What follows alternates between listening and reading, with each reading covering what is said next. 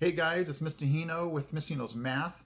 Today's video, I basically want to talk to parents and students to let you know what to expect if your state or school district is going to start off the school year with distance learning, virtual learning, online learning, whatever your state might call it. So if you want to hear my 5 tips on how to navigate this, stay with me.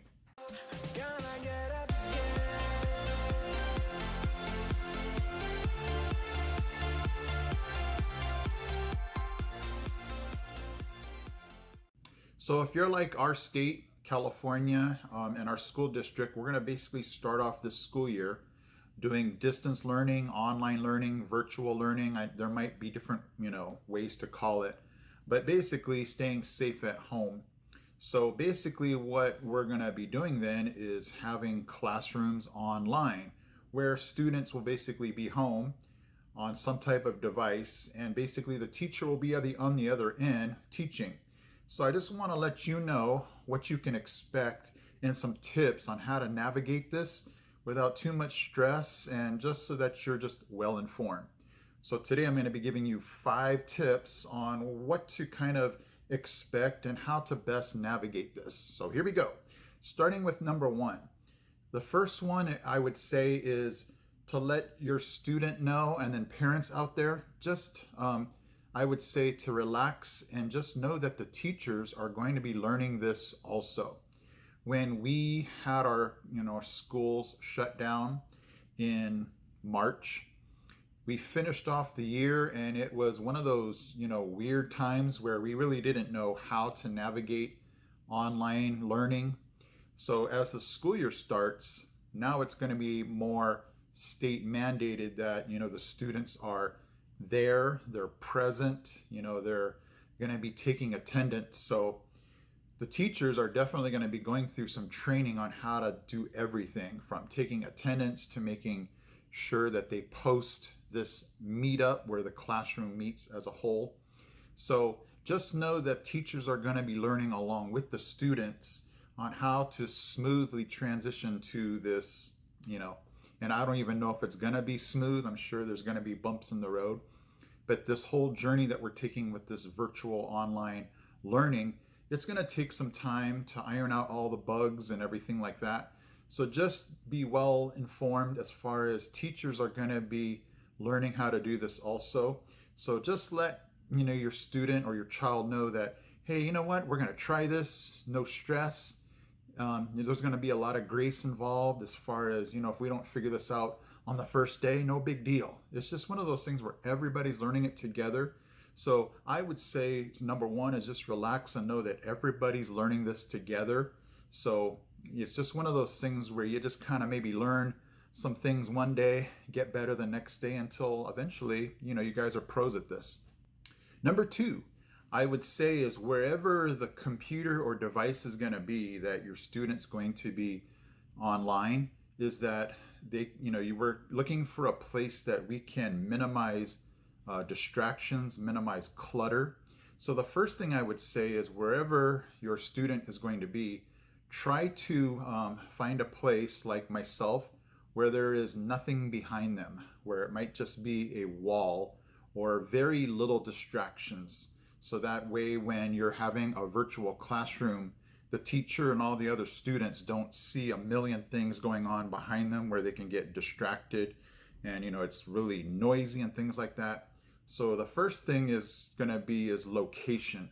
Try to find a location where it's quiet.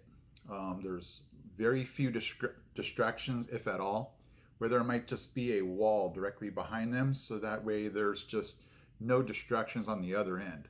And then try to find a place where it's clutter-free for your child or your student, where it's just, there's nothing for them to be looking at, because the teachers are going to want them, like a regular classroom, to be engaged and to know what's going on in the class and what's going on as far as teaching. So we're trying to, like their regular desk at school, we wouldn't want to minimize any little distractions that would get their attention, whether it be toys or games or video games or whatever like that. Just try to separate where they're going to be online and from all the other kinds of distractions. So let me go ahead and just show you where I was just doing the video from. So I just have a table set up here. Obviously, the student's gonna maybe want some pens or pencils and notebooks and things like that. But this is an example of just a clutter-free place where, again, the background is just a wall where there's nothing for the teacher or other students to see anything going on behind your child or student. And then, it should look like their desk at school. Maybe a pencil case or box for erasers, pencils, anything they're going to need, notebooks. But this is kind of what we're talking about as a clutter-free area. Number 3, if your school or school district is going to have live sessions, there's going to be a schedule for these classes. So number 3 would just have your student just be ready for this to be on time. Teachers are going to be taking attendance because they're supposed to be reporting who's showing up for these live virtual sessions. So it's just a good idea for your student, let's say the class starts at 9:30, to just have them ready at 9:20, 9:25, just to be ready for that class. So that way, if the teacher does take attendance, they don't say, hey, where's this person? Okay, I guess they're not here. So it's just being on time and making sure they're ready. It's wise to just have them to be early in case there's any issues with your device, whether it be a slow device, a slow internet connection, if their Hangout or Meet signal or link doesn't work. It's just good for them to be on top of it early, so if there's a problem, they can let somebody know, whether it's as a parent, the teacher let them know if there's an issue or problem. But it's just good advice to have them be on time, just like they would a regular class, just so that they're ready to learn, and if there's any problems, they can jump on it real quick. Number 4, have your student or your child treat this session online like it would be a regular class. And what I mean by that is behavior and issues that go on in a regular environment in learning. So just have them be aware that this is going to be, as far as the teachers is concerned, a regular live class session where they're going to want to minimize distractions and talking with others, chat messaging and things like that, having them be distracted by other things like their phone or something like that. So they're going to want to be able to see, your student or your child, and it just would not be good for them to be looking at their screen, and this is what I mean by the teacher, and seeing your son or daughter, looking other places on their phones or things like that. So they're just going to be thinking about this as a teacher. This is a real class. So they're just going to they're going to probably, give your kids a lot of guidelines for the virtual learning, and that's probably going to be rule number 1, is just for your student to treat this like a live session. So they're going to not want people just shouting things out. They're not going to want to see chat messaging going on where they're just, they know that students are super distracted. So just, make it easy for your child and just say, hey, when you're in that session, just make sure you treat the session like a real classroom where you're not going to want to be talking if the teacher is trying to teach something, and to just minimize distractions. And number 5, because this is so new, because this is we're venturing into an area where we've never been before, communication is going to be huge, where you're going to want to communicate with the teacher and be looking for the teachers, because they should be posting some kind of hours or time slots where parents or students can be asking them questions and messaging them if there's any problems with grades, with attendance. So just be on top of communicating with the teacher if there's any problems, or ask, is there any problems? Hey, has my Johnny been online? Especially if you're at work, if you're busy doing other things in the house, you're just going to want to keep the communication lines open as far as checking to see how the teacher does their grades, posting of the grades to see how they're doing, asking about attendance, emails, things like that. So we just don't want to get lost in the shuffle and say, wow, if you had asked me 2 weeks ago, we could have solved this problem. But, because of the lack of communication, there might have been a lapse in, figuring out what the problem was.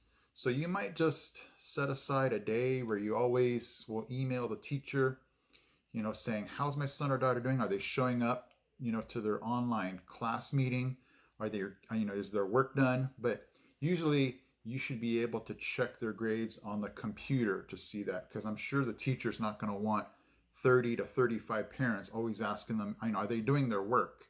You should be able to hop on the computer and see online if your students are doing their work. But definitely for attendance sake, or if there's a problem with grades, just make sure the communication lines are super clear so that there's no problems, and something that happened 2 weeks ago could have been taken care of, but because there was a lack of communication, it blew up into something else. And a bonus tip would be for you, your family, to actually go on to whatever platform the teacher's going to use for the virtual session and practice it out for yourselves. So our district is going to use Google Meets as our platform to meet. So what you should do is go on to Google, go up to Google Meets, and have your own session. There's nothing weird about it as far as, teachers can only do this and, everybody else can only do this. Everybody has access to Google Meets, so you can, have your own session and just, show your son, daughter, child that, you guys can have your own meets just so that they're familiar with how it works, how to get linked up, how to, see the camera and see all the things that work. Little things like clicking on things to raise your hand or things like that, just so they become familiar with it. And on that first day, it just doesn't, they're not learning it on the first day. So, we always call it in our family a trial run, just to see how things will work, how does it operate. So on the day that we're actually going to do something, it's not super unfamiliar or new, where we can actually say, oh yeah, we've done this before, we're somewhat familiar with it. So this bonus tip would be, try to go on to whatever platform the teacher's going to use when you find that out, and see if you can practice, with your son or daughter, and have a little session, a little mini family session, so that they're at least familiar with it. Okay guys, so there are Mr. Hino's 5 tips for virtual or online sessions for your son or daughter or child. But remember, remember tip number 1. Remember that just this is, everybody's learning this together. So try not to stress out too much about it. Ask lots of questions to be clear, because I know at this time there could be lots of confusion because we've never done this before. So hopefully we can transition to this where, it can just be like something normal that eventually becomes normal because, your son or daughter or child just does this so frequently, day after day, like it just becomes routine, just like it was for them to go to school in real time. Okay guys, so whenever your first day of school is online, hopefully it's a good experience. I know, like anytime the first day, it's always going to be a little nerve-wracking, but especially when it's new, where everything might be online. But like anything, your son or daughter or child will just get used to it. Like, okay, I was nervous yesterday, but I'm less nervous today, and I'll be less nervous tomorrow, and hopefully everything goes well. Okay guys, I am Mr. Hino from Mr. Hino's Math. I'll see you in my next video.